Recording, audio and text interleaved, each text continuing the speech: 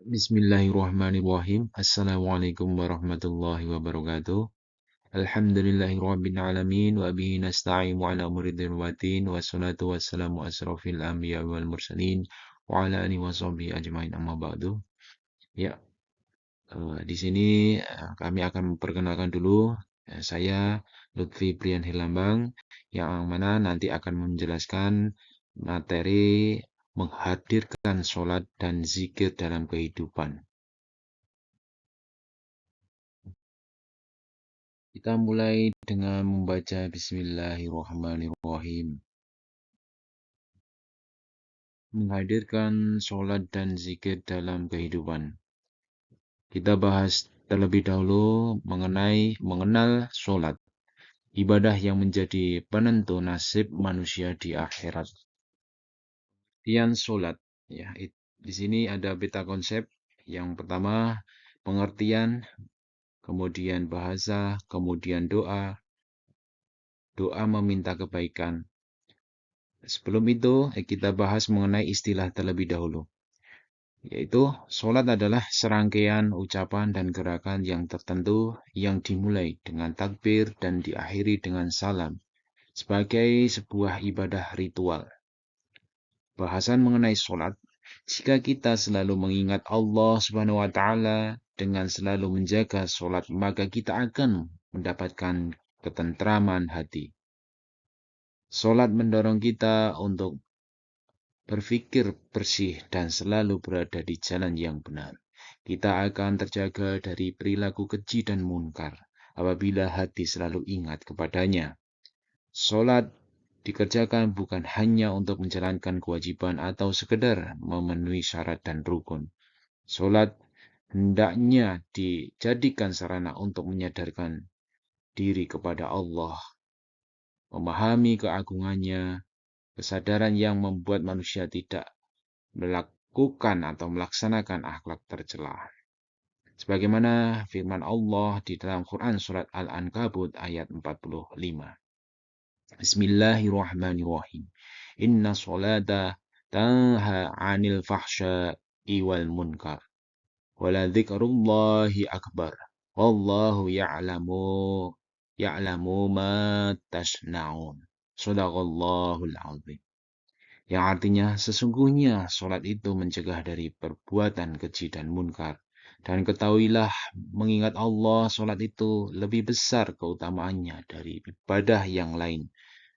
Allah Subhanahu wa Ta'ala mengetahui apa yang kamu kerjakan. Sejarah diperintahkan sholat. Sholat disyariatkan kepada semua agama samawi, Yahudi, Nasrani, Islam. Wahyu kedua mewajibkan sholat. Sholat 5 waktu Isra Mi'raj, versi 1, 27 Rajab tahun 7 Hijriah. Versi 2, 17 Ramadan tahun ke-12 Hijriah. Kewajiban sholat malam dihilangkan diganti dengan kewajiban sholat 5 waktu. Dalil diperintahkan sholat. Dalil dari Al-Quran, dalil dari As-Sunnah, dalil dari Ijma'. Quran Surat An-Nisa ayat 103 yang menjelaskan mengenai sholat. Bismillahirrahmanirrahim. Inna sholata kanat 'alal mu'minina kitaban mawqutah. Yang artinya sesungguhnya sholat itu adalah fardu yang ditentukan waktunya atas orang-orang yang beriman. Di dalam Quran surat Al-Hajj ayat 78. Bismillahirrahmanirrahim. Fa'aqimus sholata wa'aduz zakata. Yang artinya, maka dirikanlah sholat dan berpeganglah kamu pada tali Allah. Quran surat Al-Ankabut ayat 45. Bismillahirrahmanirrahim. Utlu ma uhiyya ilaika minal kitabi wa aqimis sholat. Yang artinya, bacalah kitab Al-Quran yang telah diwahyukan kepadamu Muhammad dan laksanakan sholat.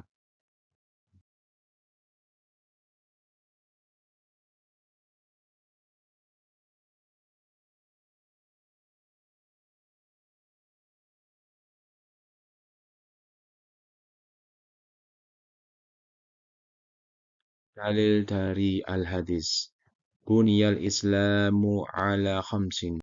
syahadati an la ilaha illallah wa anna muhammadar rasulullah wa iqamis sholah, yang artinya Islam didirikan di atas 5 hal.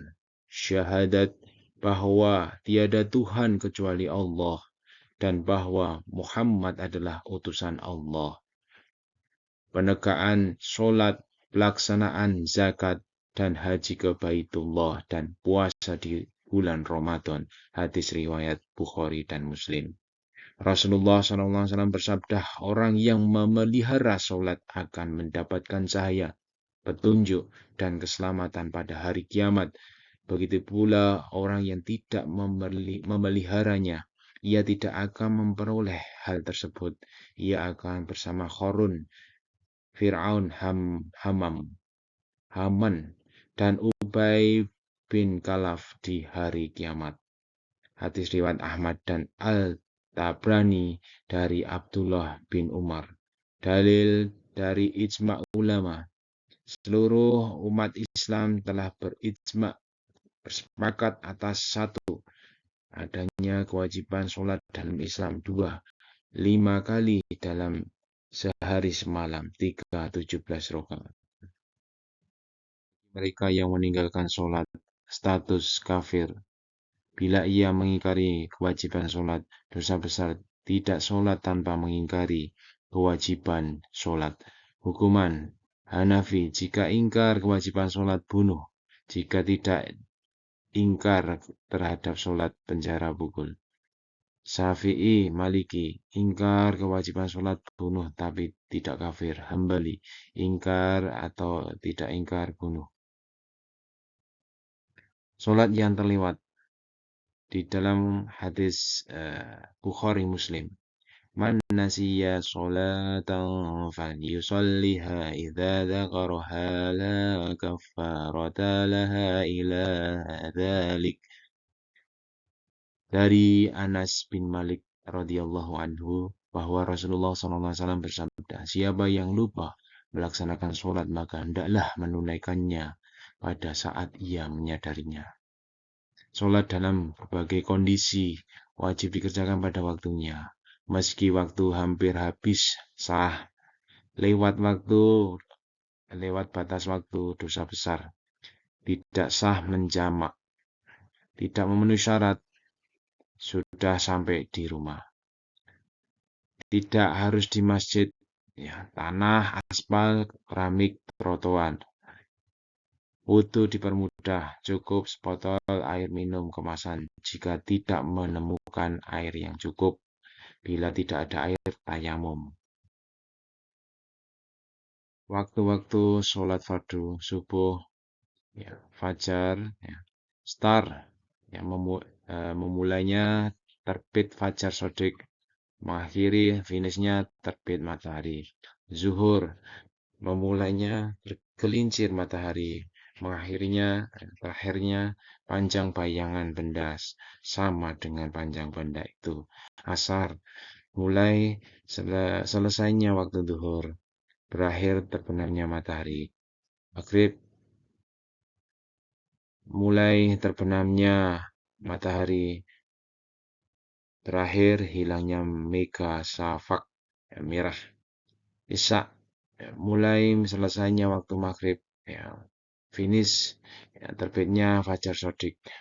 Waktu-waktu sholat yang diharamkan setelah sholat subuh, kecuali ada hajat qada, sunnah qobliyah subuh, sholat jenazah. 2. Saat matahari terbit. 3. Waktu istiwa, matahari tepat di atas kepala. 4. Setelah melakukan sholat asyar, kecuali ada hajat, sholat jenazah. 5. Saat terbenam matahari. Syarat-syarat bisa melaksanakan sholat. Syarat wajib 1. Beragama Islam. 2. Balik.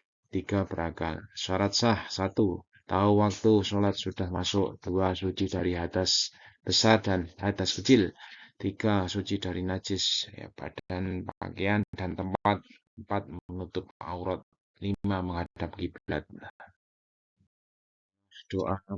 Salat adalah doa seorang muslim. Salat menggambarkan keyakinan dalam hati dan salah satu bukti ketergantungan manusia terhadapnya. Pelaksanaan terhadap perintahnya dan penghindaran terhadap larangannya ditujukan hanya untuk mencapai keridoannya. Pada Quran Surat Al-Fatihah, tunjukkanlah kami, wahai Allah SWT, jalan yang lurus, yaitu jalan orang-orang yang telah Engkau anugerahkan nikmat kepada mereka, bukan jalan yang dimurkai dan bukan pula jalan mereka yang sesatkan.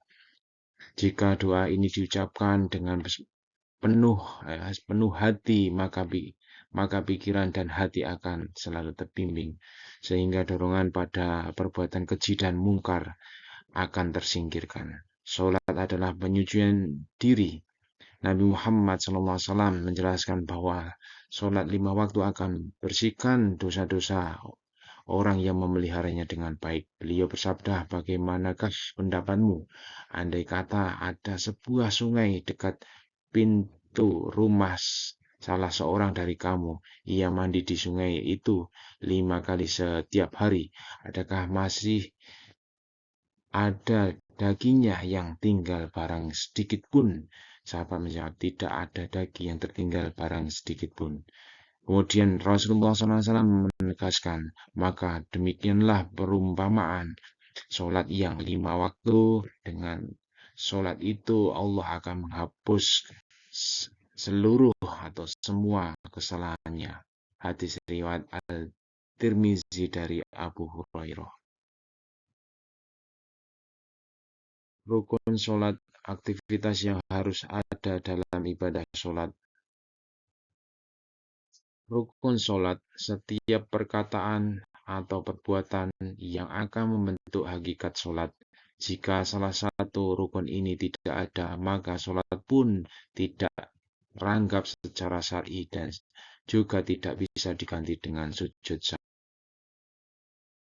Ya, di situ ada sebuah tabel yang berisi tentang gerakan atau bacaan dari sholat. Yang pertama niat, tapi yang kedua takbiratul ihram, 3 berdiri, 4 membaca Al-Fatihah, 5 ruku', 6 i'tidal, 7 sujud, 8 duduk di antara 2 sujud, 9 duduk tasyahud akhir, 10 membaca tasyahud akhir, 11 membaca sholawat, 12 membaca salam, 13 tertib, dan 14 tumakninah. Ya. Di situ diberikan sebuah tabel juga, di sampingnya itu ada 4 mazhab. Ya, mana saja yang termasuk dari 4 mazhab itu. Ya, kita bahas mengenai materi selanjutnya, yaitu mengenal zikir. Amalan untuk melembutkan hati manusia dengan banyak mengingat Allah Subhanahu wa Ta'ala. Dalil tentang zikir. Bismillahirrahmanirrahim. Waladhikrullahi akbar. Wallahu ya'lamu ma tasna'un. Yang artinya, dan ketahuilah, mengingat Allah, solat itu lebih besar keutamaannya dari ibadah yang lain. Allah SWT mengetahui apa yang kamu kerjakan. Quran Surat Al-Ankabut ayat 45. Ibnu Abbas dan Mujahid memberikan penafsiran wala dzikrullahi akbar. Mengingat Allah SWT itu adalah lebih besar dengan uraian hadis yang menjelaskan Allah SWT ingat terhadap hambanya lebih banyak dibandingkan dengan hamba mengingatnya dengan mentaatinya. Rasulullah SAW bersabda, Allah SWT lebih banyak mengingatmu daripada kamu mengingatnya. Hadis riwayat Al-Baihaqi.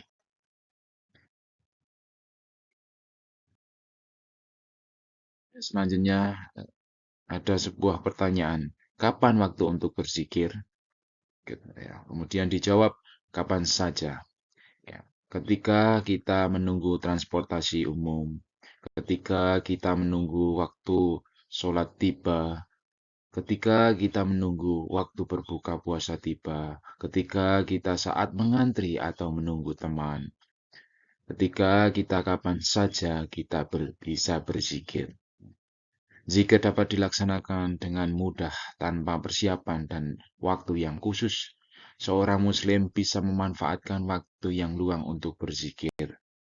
Jiwa yang kuat dapat dibangun dengan mendekatkan diri melalui zikir. Kekuatan tersebut akan mewujudkan kesabaran, ketenangan, dan kerelaan hati yang tentram dalam menjalani kehidupan. Ya, selanjutnya kita bahas mengenai cara berzikir. Yang pertama, zikir dengan hati, yaitu dengan cara bertafakur dan merenungkan ciptaan Allah SWT, sehingga timbul dalam pikiran bahwa Allah SWT adalah zat yang maha kuasa. Yang kedua, zikir dengan ucapan, yaitu pengucapan lafal-lafal yang di dalamnya terdapat keagungan nama-namanya.